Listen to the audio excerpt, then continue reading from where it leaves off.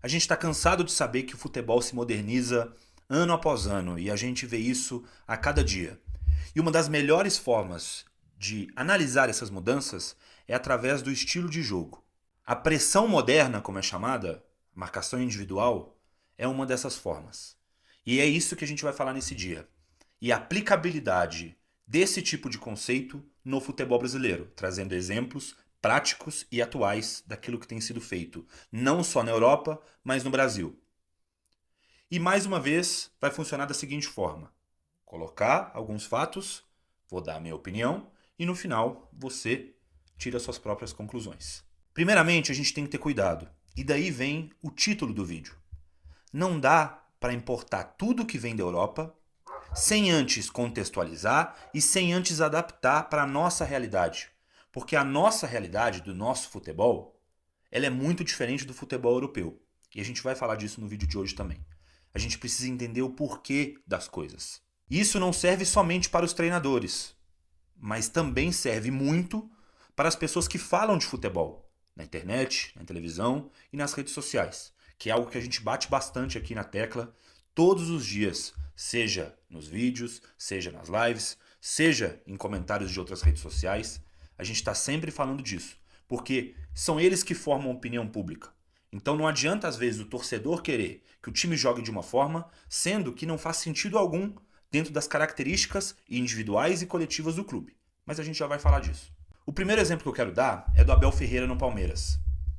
O Abel, de uns tempos para cá, passou a marcar individual em algumas fases do jogo, principalmente na pressão, no último terço do adversário, no tiro de meta. Contra o Chelsea foi assim. E sofreu muito no primeiro tempo contra o Chelsea. As movimentações do Chelsea deixaram os encaixes do Palmeiras muito mal feitos, chegando atrasado, perdendo duelos, que é um fator interessantíssimo para esse tipo de jogo também, porque você tem duelos o tempo todo e time que ganha duelo ganha jogo. Nesse caso, o Palmeiras sofreu muito no primeiro tempo por conta desses encaixes atrasados, mal feitos, permitindo passes entre linhas, permitindo ultrapassagens e permitindo muito espaço, fazendo com que o Palmeiras tivesse que correr para trás, deixando muito campo para o Chelsea atacar. Outro exemplo que a gente tem aqui no Brasil é o do Maringá. E esse eu posso falar com propriedade, porque caso você não saiba, o meu pai é o Alberto Valentim, atual treinador da Ponte Preta. E na última rodada do Campeonato Brasileiro, os dois times se enfrentaram em Maringá. A Ponte Preta venceu por 1-0 e foi um jogo que exigiu muito da parte física e da capacidade de sacrifício individual dos jogadores em prol do coletivo. Por que eu falo isso? O jogo contra o Maringá, que é um time que marca individual campo todo, 90 minutos, é um jogo que vai ser de muito duelo, muita aptidão física e muito sacrifício, muita aplicação tática. Porque nesse tipo de jogo, e aconteceu a mesma coisa quando o Atlético Mineiro jogou contra o Maringá pela Copa do Brasil, você viu o Hulk se sacrificar muito. O Hulk praticamente abdicou do seu jogo natural por conta dessa marcação individual. E ele fez um jogo de sacrifício abrindo espaço para as movimentações de outros jogadores que geraram a vitória do Atlético Mineiro, principalmente no jogo de volta, porque na ida sofreu e podia até ter perdido o jogo em Maringá. E nesse jogo a Ponte Preta conseguiu anular um pouco do poder ofensivo do Maringá, que é um time muito vertical, que tem pouca troca de passes e também o gramado do Willie Davids atualmente não permite muito o jogo de troca de passes. Então é um jogo muito vertical. E a Ponte Preta soube, na sua estratégia, com suas movimentações, gerar alguns desconfortos no Maringá, apesar de ter sofrido mais do que deveria. O Maringá criou bastante oportunidade, principalmente em bola parada. E os principais exemplos europeus para a gente pegar de referência positiva, para a gente fazer análise, elas vêm do futebol italiano, principalmente. A Atalanta é um time que deu um salto de qualidade muito grande nos últimos anos por conta do seu estilo de jogo, além dos jogadores.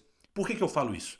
Porque a Atalanta fez vários anos de destaque, teve campanhas excelentes, bateu quartas de final de Champions, ótimas classificações de campeonato italiano vários anos consecutivos. Mais uma vez, vai disputar a Champions League no ano que vem, agora sem o Gasperini, mas perdendo vários jogadores, porém mantendo o estilo de jogo, que é o principal desse exemplo que eu quero dar. A Atalanta é um time que marca individual e costuma marcar individual o jogo todo. Foi assim contra todos os adversários que eu analisei. E isso é muito bom para a Atalanta, mas ao mesmo tempo tem alguns detalhes que fazem muita diferença. Quando você está bem, o estilo de jogo ele vai te dar muito. Você vai criar muitas chances de gol, você vai roubar muitas bolas, você vai ser um time que vai incomodar muito o seu adversário.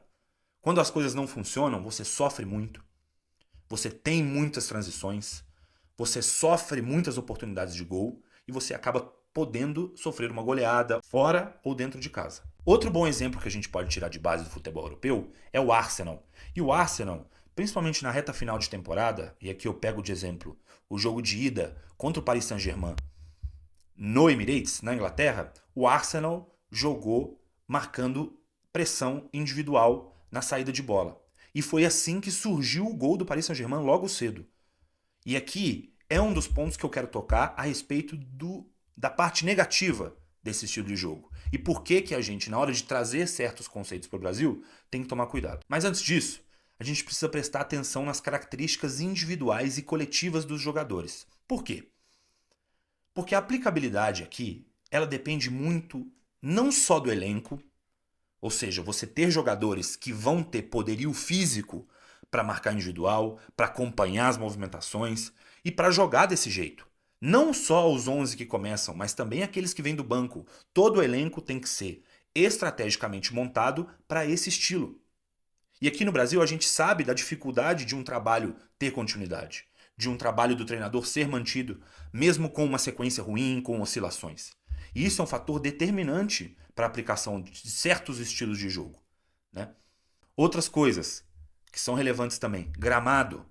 Gramado ruim, ele vai exigir muitos duelos, ele vai tornar o jogo mais físico, ele vai tornar o jogo de muita disputa, de bolas mais altas, de jogo mais vertical, fazendo com que você tenha coisas boas da marcação individual, mas também dificultando algumas ações, por conta desse jogo mais vertical, desse jogo mais longo. As movimentações podem gerar bolas nas costas da linha defensiva, movimentações de atração e ultrapassagem, coisas que vão tornar o seu jogo um pouco mais difícil dentro desse formato. Outro ponto importante também é o calendário do futebol brasileiro. A gente já está cansado de falar disso. Mas um elenco, mesmo que bem montado, que aguente esse estilo de jogo, não vai aguentar a longo prazo o calendário exaustivo do nosso futebol. Então a gente precisa pensar em tudo isso antes de exigir ou querer que o nosso time jogue da mesma forma que um destaque do Campeonato Europeu ou parecido com o que joga um dos melhores times da Europa ou um time que você viu e te agradou, que faz bastante gol, né? Que é um estilo que te agrada. E antes de passar para os prós e contras, a gente precisa entender que não existe certo ou errado. São conceitos diferentes, são estilos diferentes. Não é porque o time joga de um jeito que ele está errado. A gente só precisa se atentar a como funciona o jogador individualmente e coletivamente. Porque senão, se o treinador não tiver essa leitura, vai fazer mal somente para ele. Vai ser muito mais difícil ganhar os jogos assim. Se você não tiver um elenco adaptado, se você não tiver com esses contextos muito bem alinhados dentro da realidade atual do clube, do campeonato, do calendário. Então a gente tem que pensar em tudo isso antes de querer implementar um estilo de jogo parecido com algum treinador europeu ou algum time específico que está te agradando. Os prós e contras desse estilo de jogo é o que a gente vai abordar agora.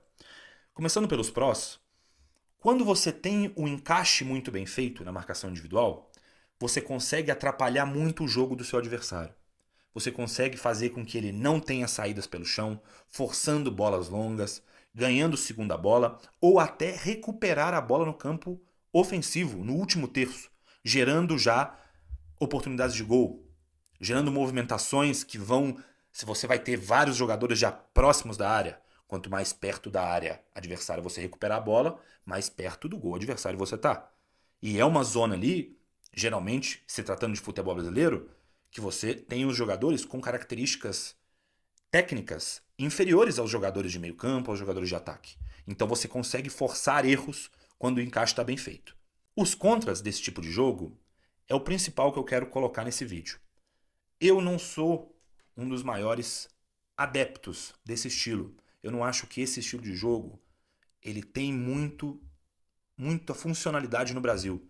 Mesmo que a gente tenha bons exemplos do Abel, incontestável o trabalho dele no Palmeiras em termos defensivos, ofensivamente. É um time que ainda sofre algumas coisas de triangulações, não tem tanto poder ofensivo, né? É muito mais na individualidade do que no coletivo. E tá tudo bem, funciona. Palmeiras, de modo geral, mesmo que tenha sido eliminado do campeonato mundial de clubes, de modo geral, o Palmeiras é um time que tem muito sucesso, não só no Brasil, como também no continente. E outro exemplo é o que a gente falou mais cedo, que é o do Maringá. O Maringá é um time que teve um sucesso muito grande no primeiro semestre, eliminou os dois principais times do Campeonato Paranaense, eliminou o Coritiba, eliminou o Atlético dentro da Arena da Baixada, vencendo por 3-0. Começou muito bem o Campeonato Brasileiro da Série C, mas agora já está sofrendo, tanto com perdas de jogadores, alguns negociados, outros por lesão, e também pela questão física, certo? Mesmo que o Jorge Castilho esteja há muitos anos no Maringá e está fazendo um bom trabalho. O Maringá é um time que está em crescente e é um dos times, creio eu, que até o final do campeonato pode muito bem estar entre os 8 que se classificam para a segunda fase em busca do acesso. Mas os contras desse estilo de jogo é o que eu quero tocar aqui principalmente, como eu falei. Quando as movimentações do seu adversário são bem feitas, as quebras de linha serão muito recorrentes. O adversário vai conseguir quebrar suas linhas de marcação com mais facilidade, gerando muitas transições e fazendo com que o seu time corra para trás. Imagina você marcando individual, tendo que correr para trás enquanto seu adversário corre para frente.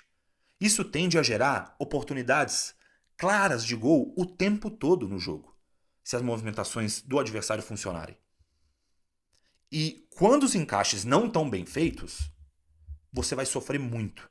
A Atalanta, inclusive, mesmo em suas melhores temporadas, sofreu muito com esse tipo de jogo. Na última Champions League foi eliminada jogando dessa forma. Outra questão importante é que, dentro dessas movimentações, gera bastante espaço entre linhas. A gente viu isso no primeiro tempo entre Chelsea e Palmeiras.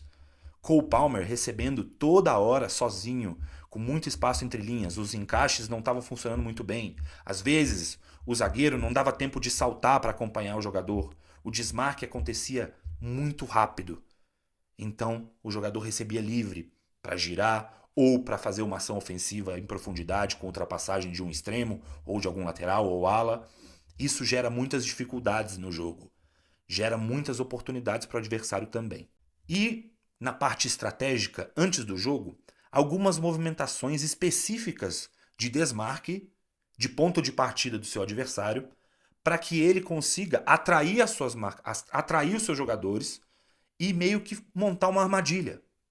O Paris Saint-Germain fez isso, no exemplo que eu dei mais cedo no gol do Dembélé na semifinal da Champions League, na ida.